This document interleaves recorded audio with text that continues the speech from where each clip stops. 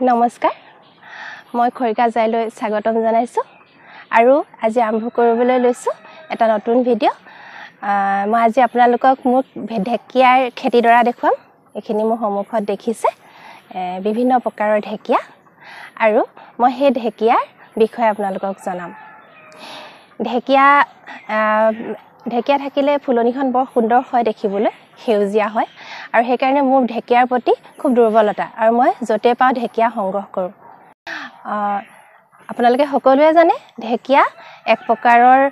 বনৰীয়া উদ্ভিদ ওয়াইল্ড উদ্ভিদ আৰু ধুনিয়া দেখি মানুহে সংগ্ৰহ কৰি পেলাই নিজৰ বাগিচালৈ আনিছে এতিয়া মই মোৰ ওচৰত থকা কেইবিধমান ঢেকিয়াৰ বিষয়ে কওঁ আৰু আপোনালোকেও ৰুই চাব বৰ সুন্দৰ লাগে এটা সেউজীয়া পৰিবেশ দিয়ে কাৰণে একেবাৰে প্ৰাকৃতিক লাগে মই প্ৰথমতে আৰম্ভ কৰিছো এটাই এটো সব এটো বৰখন পাই আছে কাৰণে বৰ ধুনিয়া হৈ আছে এটো হৈছে কেংগাৰু ফাৰ্ন এটো গছৰ এইটো একেবাৰে গছৰ ফেৰেঙনিৰ যে হেলুৱৈ হয় সেই তাত গজে তাৰ পিছতে হাবিৰ মাজত কাঠৰ টুকুৰা পৰি থাকিলে তাত গজে তাৰ পৰা সংগ্ৰহ কৰি মানুহে বাগিচালৈ আনিছে আৰু এই কেংগাৰু ফাৰ্নটো আপোনালোকে ধুনিয়াকৈ সাত থৈ দিব আৰু বৰখন পোৱাকে থব যিহেতু ঢেকিয়া হাবি তলিয়া জেগাত থাকে সেইকাৰণে ই বৰখন আৰু সা ভাল পায় তো ভিতৰটো আপোনালোকে ইচ্ছা কৰিলে খিৰিকী কাষত থব পাৰে খালি পানী স্প্ৰে কৰি থাকিব তাৰ পিছত এটো দেখুৱাইছো এটো এটা সক এটো হৈছে এটো কমন আছে ইয়াৰ অকমান বৈজ্ঞানিক নামটো টান এনে আমি মাক্স ফাৰ্ন বুলি কওঁ এটো মাক্স ফাৰ্ন এটো ইউ একে ঢেকিয়াৰ সবৰে বৈশিষ্ট্য একে আৰু সাত থাকি ভাল পায় আৰু আপোনাৰ মানে পানীটো সদায়ে লাগে ই মানে পানী জলবায়ুটো হেমেকা হৈ থাকিলে ঢেকিয়া ভাল হয় আৰু মই এই সময়ত ঢেকিয়াৰ ভিডিঅটো কিয় কৰিছো জানেনে যেহেতু এতিয়া বৰষুণ ঢেকিয়া এই সময়তে ৰুৱাৰ বাবে উপযুক্ত সময় আপোনালোকে যদি ঢেকিয়া সংগ্ৰহ কৰিব খোজে এতিয়াই কৰক আৰু ৰুওক তেতিয়া অন্তত এটা জিপাল পৰিবেশ পাই পেলাই অকমান ঠন ধৰিব যেহেতু আপোনাৰ ঠাণ্ডা দিনত ঢেকিয়াটো বৰ ভালকৈ মানে গড় লব নোৱাৰে হেকেনে যদি নতুনকে ঢেকিয়া কৰিব খুজিছে তেতিয়া হলে তেওঁলোকে এই ঠাণ্ডা দিনত নহয় গৰম দিনত ৰুওক তাৰ পিছত হেতু হৈ গল তাৰ পিছত এটো এটা সব এটো বগাই যায় অকমান মানে এইবিলাক দেখিছে নহয় সেই কাৰণে ইয়াক মানে হেৰি কৈ এনেকে পটত উলমাই ৰাখিবলৈ ভাল এটো এটা এটো উলমাই ৰাখিবলৈ ভাল এটো বহুত পুৰণি দেই ই বহুত পুৰণি দিনৰ পৰা আছে আৰু ইয়াক এতিয়ালৈকে মানুহে কিন্তু ভাল পাই আছে ইয়াক আপোনালোকে মাজে মাজে কি কৰিব ইয়াৰ এই পোখাবিলাক উঘালি বেলেগৰ ৰুই দিব বেলেগক উপহাৰো দিব পাৰে মানে উঘালি থাকিলে কি হয় তেতিয়া ই বাহিবলৈ সুবিধা পায় আৰু ইয়াৰো পৰিবেশটো ঠিক একে মানে ঠাণ্ডা ই মানে সাত থাকি ভাল পায় আৰু আপোনাৰ পানীটো সদায় দিব লাগিব এটো হৈ গল তাৰ পিছতে এটো এটা এটো ঠিক একে এটোৱে সা ভাল পায় পানী লাগে এয়া মই সব এই মাটিটো হেমেকাই থৈছো পানী দি পেলাই ৰাতিপুৱা মই পানী দিছিলো এটো সা ভাল পায় ইউ তেনেকুৱা একে টাইপৰ কাৰণে মই একে প্ৰজাতিৰ নহয় যদিও মানে দেখিবলৈ একে অকমান বগাই যোৱা কাৰণে ইয়াকো মই উলমাই থোৱা পটত সজাই থৈছো একিটা হল তাৰ পিছত মই হেকিটা কমন দেখুৱাইছিলো এটো সব এটো এটা আনকমন অলপ ইয়াৰ নাম হৈছে বাৰ্ড নেষ্ট ফাৰ্ন অৰ্থাৎ চৰাই নেজৰ দৰে কাৰণে ইয়াৰ নামটো বাৰ্ড নেষ্ট ফাৰ্ন ই অলপ প্ৰজাতিটো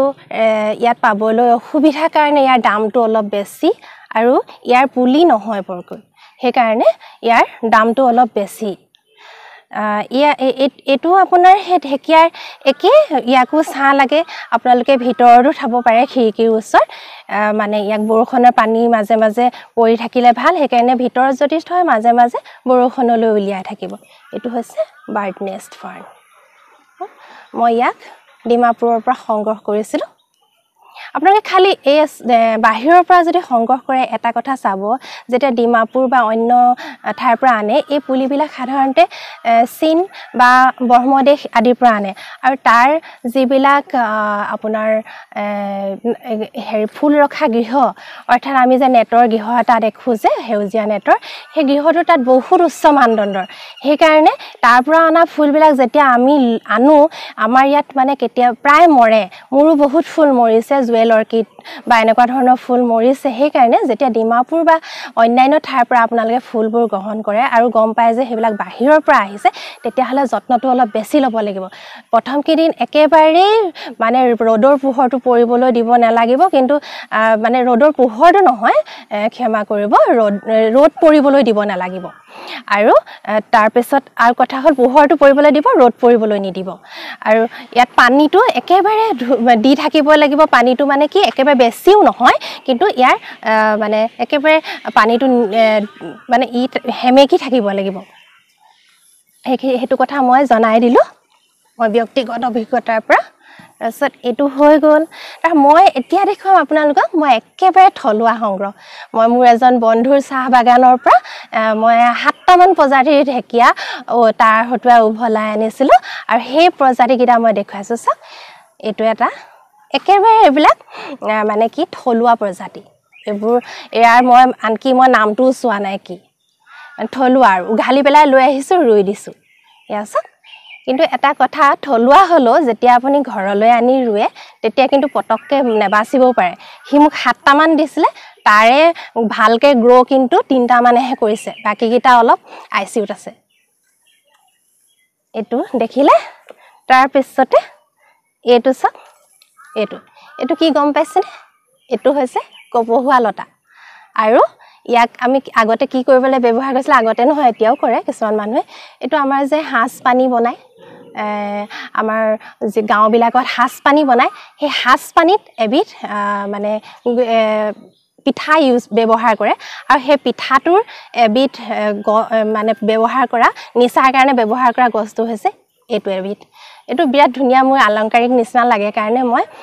তাৰ পৰা মোৰ বন্ধুজনৰ পৰা বাৰীৰ পৰা সংগ্ৰহ কৰি পেলাই মই এনেকৈ হেঙিং সৰু টাব এটাত দি থৈছোঁ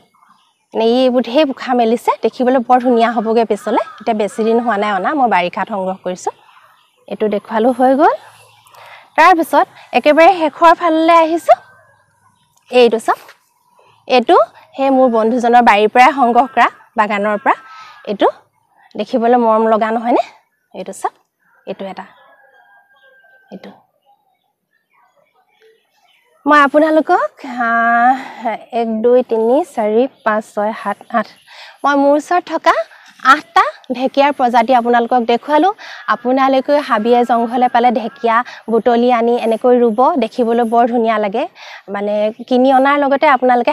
হাবিৰ পৰাও বুটলি পেলাই ঢেকীয়া আপোনালোকে এনেকৈ ৰুই পেলাই ঘৰ মানে আপোনালোকৰ যিখন বাগান সেই বাগিচাখনক এটা সৌন্দৰ্য প্ৰদান কৰিব পাৰে আৰু মই ইমানকে ক'লোঁ ঢেকীয়াৰখিনি আপোনালোকৰ যদি ভাল লাগিলে আপোনালোকে মোৰ চেনেলটো ছাবস্ক্ৰাইব কৰি দিব আৰু ঢেকীয়া আপোনালোকে এই সময়তে ৰুওক ধন্যবাদ